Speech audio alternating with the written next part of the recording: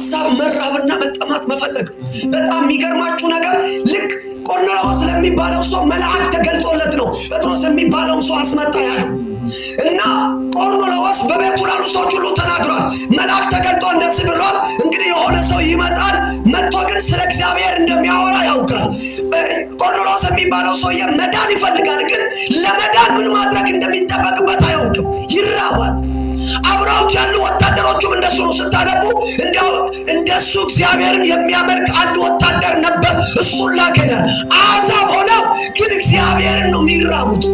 አሕዛብ ሆነው የእግዚአብሔርን መንግስት የሚራቡ የእግዚአብሔር ጽድቅ የሚራቡ አሕዛቦች ናቸው። ግን በአይሁድ ስርዓት ነው የሚተዳደሩት። የአይሁድ ስርዓት ማለት ከቀኑ 9 ሰዓት ላይ አይሁድ ወደ ቤተ መቅደስ ነው ይጸልያሉ። ይህ ሰውዬ ደግሞ ከቀኑ 9 ሰዓት ላይ ቤተ መቅደስ ነው መጸለይ አይችልም። ስለዚህ በቤቱ ነው የሚጸልየው። እግዚአብሔርን ይናፍቃል፣ ይፈልጋል። ነገር ግን ደግሞ እንዴት መዳን እንዳለበት አያውቅም። ጥማቱን ያየ እግዚአብሔር ከሰማይ መልአኩን ላከለት። ረሃቡን ያየ እግዚአብሔር ከሰማይ መልአኩን ላከለት። መልአኩ ወደ ቤቱ መጣና ማድረግ የሚገባህን ነገር አለ። መጥቶ የሚነግርህ ሰው አለ። ጴጥሮስ የሚባለው ሰው አስመጣ ነው። ከዚያ ወደ ጴጥሮስ መልእክተኛ ተላከ። የሚገርማችሁ ክፍሉ ስታነቡት ሁሉም ተሰብስበው ይጠብቁት ነበር ይላል። ምን ሊሆን እንዳል ምን አይነት ነገር ነው መጥቶ የሚያወራን ብለው። ምክንያቱም መልአክ ወንጌል መስበክ ስለማይችል የምስክርነት ቃል ለሰዎቹ የተሰጠ ስለሆነ ጴጥሮስ መጥቶ መስበክ አለበት ነው የተባለ። ስለዚህ ጴጥሮስ እየሮጠ እስኪመጣ ድረስ ሁሉም ተሰብስበው ቁጭ ብለው ይጠባበቁታል በናፍቆት። ለዚያ ነው ልክ ብለው ስለሚጠባበቁ ገና ጴጥሮስ አፉን ከፍተው ትንሽ መናገር ሲጀምር መንፈሱ አገኛቸው። አሜን። ምን ስለሆነ? የተከፈተ የተራበ የተጠማ ልብ ስላላቸው ተሰብስበው ይጠብቁ ነበር ይላል። ጴጥሮስ እስኪመጣ ይህ ከባድ ነው። አሁን እኛ ያለንበትን ጊዜ ሁላችሁም ታውቃላችሁ።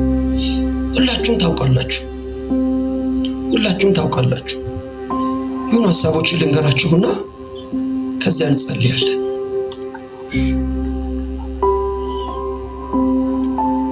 አጠገባችሁ ያለውን ሰው እግዚአብሔርን ትራባለህ ወይ በሉት። መንፈስ ቅዱስን ትጠማለህ ወይ? ወደ መነቃቃት ህይወት፣ ወደ ሪቫይቫል ህይወት የሚያስገባ በሉት መጠማት ነው።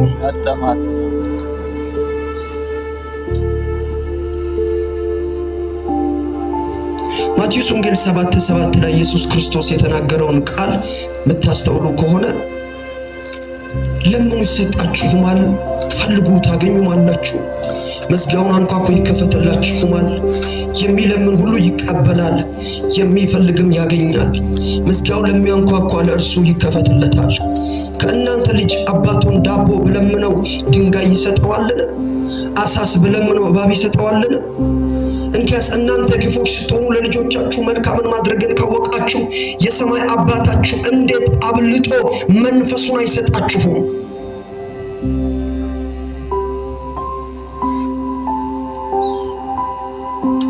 ልትነገር ላሳያችሁ። ይህንን አስተዋላችሁ? ለምኑ ይሰጣችሁማል፣ ፈልጉ ታገኙማላችሁ፣ መዝጊያውን አንኳኩ ይከፈትላችሁማል። የሚለምን ይቀበላል፣ የሚፈልግም ያገኛል። መዝጊያውን ለሚያንኳኳ ለእርሱ ይከፈትለታል። ከእናንተ ልጅ አባቱን ዳቦ ቢለምነው ድንጋይ ይሰጠዋልን? አሳስ ቢለምነው እባብ ይሰጠዋልን? እንኪያስ እናንተ ክፉዎች ሆናችሁ ለልጆቻችሁ መልካምን ማድረግን ካወቃችሁ የሰማይ አባታችሁ ደግ የሆነው ሩሩ የሆነው እሱ አለ እንዴት አብልጦ መንፈሱን አይሰጣችሁም? አሜን።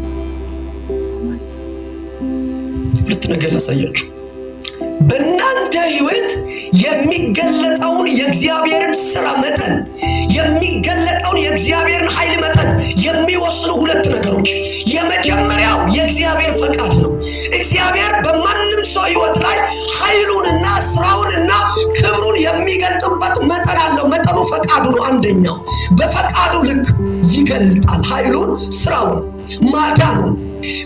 እግዚአብሔር በህይወታችሁ እንዲገልጥ የምትፈልጉትን የኃይሉን መጠን እግዚአብሔር መግለጥ ሲፈልግ የመጀመሪያው በፈቃዱ ልክ እንደፈቀደ እንደወደደ ነው የሚሰራው። አንደኛው ይሄ ነው። ሁለተኛው ግን እግዚአብሔር በእናንተ ህይወት የሚገልጠውን የኃይል መጠንና የክብር መጠን የሚወስነው የእናንተ መራብና መጠማት ነው። አንደኛ ፈቃዱ ነው። ስለዚህ ለመቀበል የግድ እግዚአብሔር ሊፈቅድላችሁ ይገባል። ይሄ እግዚአብሔር አንዳንዴ በቃ እንደወደደ እንደፈለገ የሚሰራበት በእግዚአብሔር ሉዓላዊነቱ ላይ የተመሰረተ ጉዳይ ማለት ነው። ሁለተኛው ግን በእናንተ ሕይወት የሚገለጠውን ክብር ልክ የሚወስነው ረሃባችሁ ነው። የተጠማችሁትን ያክል ነው እግዚአብሔር የሚሰጣችሁ። የተራባችሁትን ያክል ነው እግዚአብሔር የሚሰጣችሁ። የተራባችሁትን ያህል። አሁን የሆነ ሰው ላሳያችሁና እንጸልያለን። በጣም ከሚገርመኝ ሰው አንዱ ማለት ነው። ኤልሳዕን ታውቃላችሁ አይደለ? ተመልከቱ። በኤልሳዕ እግዚአብሔርን በሕይወቱ የወሰነው በምን ልክ እንደሆነ ታውቃላችሁ? በእግዚአብሔር ፈቃድ ልክ ሳይሆን በሁለት እጥፍ መንፈሱን እፈልጋለሁ አለ። ስለዚህ የኤልሳዕ ተመን እግዚአብሔርን የመራቡ ተመን፣ የእግዚአብሔርን የመንግስቱን ጉዳይ መንፈስ ቅዱስን የመጠማቱ ተመን የኤልሳዕ ሁለት እጥፍ ስለሆነ እግዚአብሔር በዚህ አንድ እጥፍ ነው የምሰጠው አለው። የተራበው ስንት መጠን ነው? ሁለት መጠን፣ ሁለት እጥፍ። ስለዚህ እግዚአብሔር በምን ልክ ነው የሰጠው? ሁለት እጥፍ። የተጠማውን ያክል፣ የተራበውን ያክል። ስለ እውነት ማውራው ብዙዎቻችሁ የምትኖሩት የህይወት ስርዓት የረሃባችሁ ልክ እንደሆነ ታውቃላችሁ። የፍላጎታችሁ ልክ እንደሆነ ታውቃላችሁ። የምትኖሩት የኑሮ ስርዓታችሁ የረሃባችሁ ልክ ነው። የጥማታችሁ የፍላጎታችሁ ልክ ነው። ኤልሳዕ የሚባለው ሰውዬ ኤልያስን አየና የዚህን ሰውዬ ይሄ ሰውዬ እንደዚህ የተለየ እንደሆነ ያደረገው ምንድነው እያለ እያሰበ ቅባት ነው መንፈስ ቅዱስ ነው አወቀ። ከዛ ቀጣይ ላይ እንደዚህ አሁን እኔ ከሱ ደግሞ መብለጥ ስለምፈልጋል ስንት እጥፍ እፈልጋለሁ? ሁለት እጥፍ እፈልጋለሁ አለ። የእግዚአብሔር ቃል መፈለግን በሰው ልብ ውስጥ ምን የሚያደርግ የሚያኖር እርሱ ነው እንደተባለ እግዚአብሔር መፈለግን ያብዛላችሁ። እግዚአብሔር መጠማትን ያብዛላችሁ። እግዚአብሔር መፈለግን ያብዛላችሁ። መፈለግንና ማድረግን በሰው የሚያደርግ በሰው ውስጥ የሚያስቀምጥ ሁለት እጥፍ እንድትፈልጉ የሚያደርጋችሁ የሆኑ ሰዎች ከሚያዩት እይታ አልፋችሁ እንድታዩ የሚያስችላችሁ፣ ከሰፈር ክልል እንድትወጡ የሚያስችላችሁ፣ ሩቅ ማየት እንድትችሉ የሚያስችላችሁ፣ ኧረ በኢየሱስ ስም ስልጣን ይሁንላችሁ።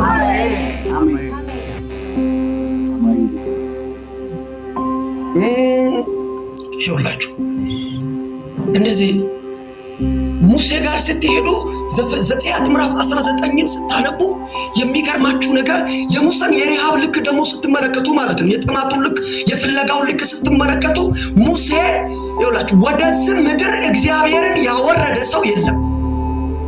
የሙሴ አገልግሎት የሙሴ ሕይወት መለኮትን ከሰማይ ነው ያመጣው። እግዚአብሔር ምድር ላይ መጥቶ ለመጀመሪያ ጊዜ ኤደን ገነት ላይ ከነ አዳም ጋር ከነበረው ንግግር ውጪ እግዚአብሔር ለመጀመሪያ ጊዜ በዚያ መለኮታዊ ማንነቱ የተገለጠው በሙሴ ጥማት ነው። ሲና ተራራ ላይ እግዚአብሔር አምላክ ለሙሴ 19ኛው ምዕራፍ ላይ እንደዚህ አለ፣ ሙሴ አለ በዚህ ሕዝብ ፊት አለ እንዲያምኑብህ በከባድ ደመና እመጣለሁ አለ። እመጣልሃለሁ አለ። ማለትም የሚመጣው ስላንተ ነው አለ። ከዛ በጣም የሚገርመኝ ነገር ክፍሉ ስታነቡ እንደዚህ ይላል፣ እግዚአብሔርም ይላል በሲና ተራራ ላይ ወረደ። እግዚአብሔር ከሰማይ ወደ ምድር ሲመጣ ተመልከቱ። እግዚአብሔር ከሰማይ ወርዶ በዚህ ፕላኔት ላይ መጥቶ ሲቀመጥ ተመልከቱ። እግዚአብሔርን ከሰማይ ወደ ምድር ያመጣ። እኔ እኮ በጣም ይህንን ሳስብ ማለት ነው አንዳንድ ሰዎች በዚህ ምድር ላይ በነበራቸው በኑሮ ስርዓት ምን ያህል እግዚአብሔርን ገልጠዋል ብላችሁ ስታስቡ ለካ አሁን እኛ አሁን ኃይል ተገለጠ ምን ሆነ በምን ልክ አይደለም። ለካ እግዚአብሔርን መለኮትን ከሰማይ ማውረድ የምትችሉበት የጥማት ልክ አለ። እግዚአብሔርን የሆነ ስፔስ ላይ የምታመጡበት የጥማት ልክ አለ። ሙሴ ረሃቡ በዚህ ልክ ስለሆነ እግዚአብሔር በሲና ተራራ ላይ ወረደ። እናንተ ይህንን እንዴት ነው የምታስቡት? ማለት እግዚአብሔር ወረደ የሚል ቃል ሰምታችሁ ታውቃላችሁ? እግዚአብሔር ከየት ወረደ? ከዙፋኑ ሙሴ ለሚባለው ለአንዱ ሰው ወደ ምድር መጣ።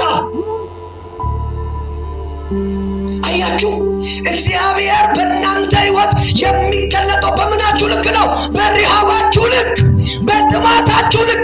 የእናንተ የመራባችሁ የእይታችሁ የጥማታችሁ ልክ እግዚአብሔርን በዚህ ፕላኔት ላይ የማውረድ ልክ ከሆነ የማምጣት ልክ ከሆነ እመኑኝ ይሳካላችኋል፣ እመኑኝ ይሆንላችኋል።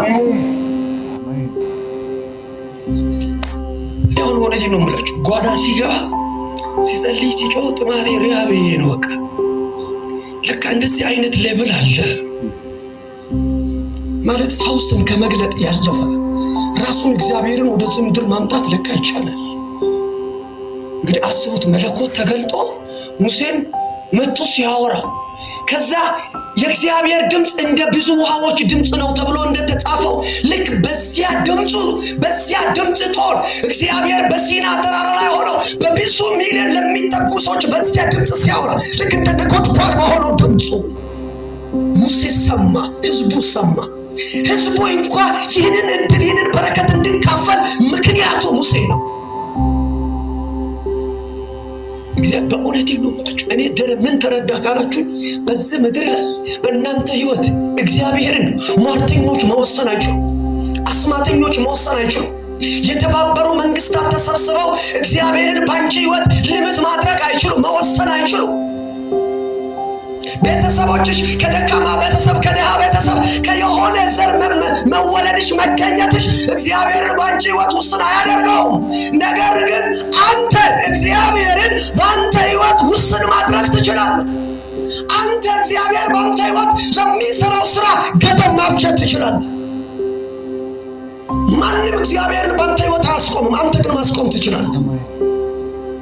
ማንም እግዚአብሔርን ባንቺ ህይወት አያስቆምም፣ አንቺ ግን ማስቆም ትችያለሽ። ምክንያቱም እግዚአብሔር የሚንቀሳቀሰው በረሃባችሁ፣ በእይታችሁ፣ በጥማታችሁ ልክ ስለሆነ ብያቸዋለሁ። አንደኛው በፈቃዱ ልክ ነው የሚሰራው። እዛ ጋር የማንንም ሰው እርዳታ አይፈልግም። በሉዓላዊነቱ ነው የሚንቀሳቀሰው። ስፈልግ ያድናል፣ ስፈልግ ይገድላል።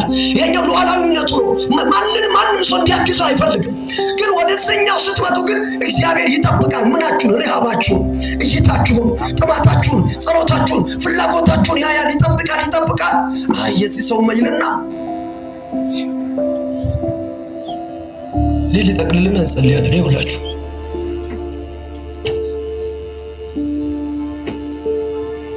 ለካ አሁን እኔ እኮ በጌታ ማለት ጥሩ ነው።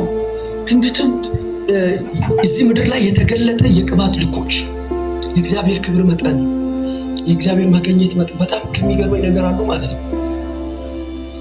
የእግዚአብሔር መገኘት ምንለው አለ አይደለ? መገኘት የምትሉት የእግዚአብሔር መገኘት ይምጣ ምናምን ብላችሁ ጸልያችሁ አታውቁም? እግዚአብሔር መገኘት ማለት በኢየሱስ ክርስቶስ ሰዎች ሳያምኑ ብሉይ ኪዳን ላይ እየኖሩ እንኳን የገቡበት ስፔስ ነው፣ የገቡበት ስፍራ። ብሉይ ኪዳን ላይ ሆነው እግዚአብሔርን ስላመኑ እንደገናም እግዚአብሔርን ስለሚጠሙና ስለሚራቡ እግዚአብሔርን ስለሚፈሩ ምናምን ብዙ ነገሮች አሉ። ብቻ ግን ወደዚህ መገኘት ገብተዋል። ለዚህ ነው ዳዊት አቤቱ በድንኳኔ ውስጥ ማን ያድራል? በተቀደሰው ተራራ ላይ ማን ይቆማል? በድንኳኔ ውስጥ ማን ያድራል ማለት በመገኘት ውስጥ ማለት ነው። ዳዊት እዛ ጋር ሆኖ የኛው መገኘት ይናፍቀው ነበር፣ የኛው እግዚአብሔር ሕልውና ይናፍቀው ነበርና ማን ይቆማልና ወርዶ ጽድቅን የሚያደርግ ከኃጢአት የተለየ እግዚአብሔርን የሚፈራ ምናምን ብሎ ብዙ ነገሮችን ሰረሰረ ማለት ነው። በብሉይ ኪዳን ላይ ወደዚህ መገኘት ሰዎች ለመግባት ለመድረስ ይራባሉ፣ ይጠማሉ። ለመድረስ ግን የኛው ስርዓት ያስፈልጋቸዋል። የሚገርማችሁ ነገር አዲስ ኪዳን ላይ ስትመጡ እዛኛው መገኘት ላይ የተገኙ ሰዎች የዓለም ወመኔ ሰዎች ናቸው፣ የዓለም ምናምንተ ሰዎች ናቸው፣ የዓለም አመፀኛ ሰዎች ናቸው፣ የዓለም ደካማ ሰዎች ናቸው። ዳዊት የተናገረውን ያንን የቃሉን ስርዓት ያልፈጸሙ የዓለም ምናምንተ ሰዎችን እግዚአብሔር እዛ ስፍራ ላይ አስቀመጣቸው። ጽድቅን አላደረጉም። ሳያደርጉ ለምን ሲባል እነሱ መፈጸም የሚገባቸውን ጽድቅ የፈጸመላቸው አካል ስላለ ማለት ነው። ኢየሱስ ጽድቆቻቸውን ሁሉ ፈጽሞ ስለጨረሰላቸው ይሄ ነገር ሆነ። ለምን አነሳውላችሁ መሰላችሁ? አሁን ይሄኛው መገኘት ጌታ ሆይ መገኘት ብላችሁ መጸለይ ሳይጠበቅባችሁ መገኘቱ አለ። ምክንያቱም ገብታችኋል፣ እዚህ ጋር ገብታችኋል። በዚህ ክብር ሌብል መንቀሳቀስ ትችላላችሁ።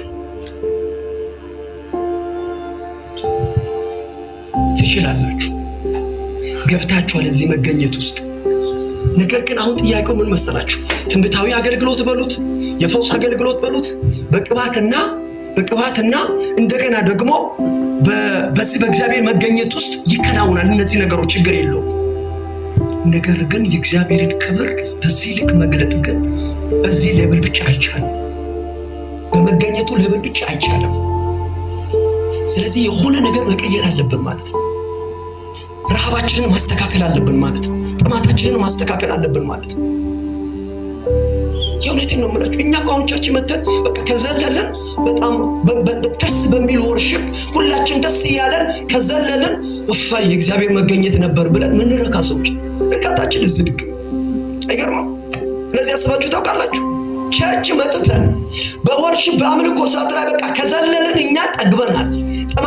የጥማታችን ልክ እዛ ጋር ስለሆነ እዛ ጋር ደግሞ ሙሴ የሚባል ሰውዬ ለካ የሚረካው እግዚአብሔርን ከሰማይ ወደ ምድር አውጥቶ እግዚአብሔርን ከሰማይ ወደ ምድር አምጥቶ